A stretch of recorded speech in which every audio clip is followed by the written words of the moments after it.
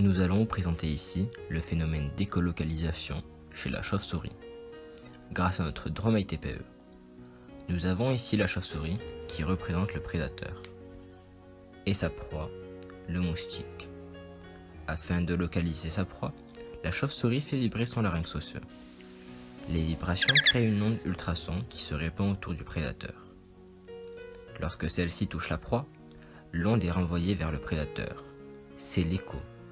L'onde renvoyée est captée par le prédateur grâce à son oreille interne.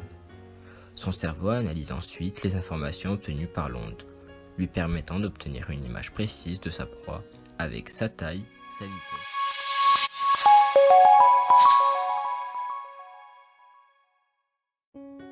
Ici, nous avons pour prédateur un dauphin de la famille des cétacés et sa proie, un poisson.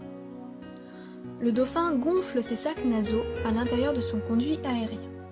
Ils se frottent entre eux, créant ainsi une onde ultrasonore inférieure à 25 kHz.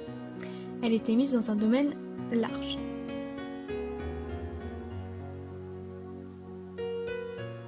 Lorsque l'onde touche le poisson, elle est renvoyée vers le dauphin grâce au phénomène d'écho.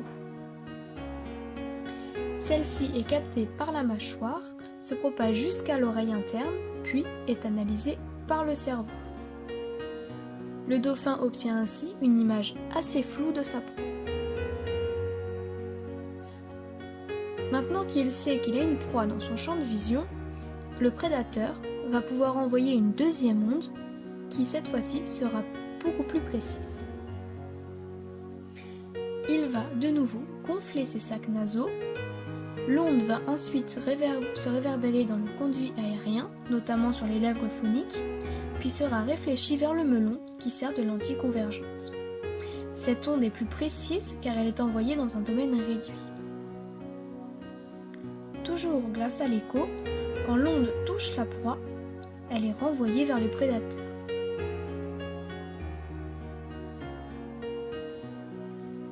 Captée par la mâchoire, se propage jusqu'à l'oreille interne, puis est analysée par le cerveau. Cette fois-ci, le dauphin obtient une image très précise de sa proie avec sa taille, sa distance et sa vitesse. Il peut aussi voir à travers sa proie pour s'assurer qu'il s'agit bien d'un animal et non d'un obstacle.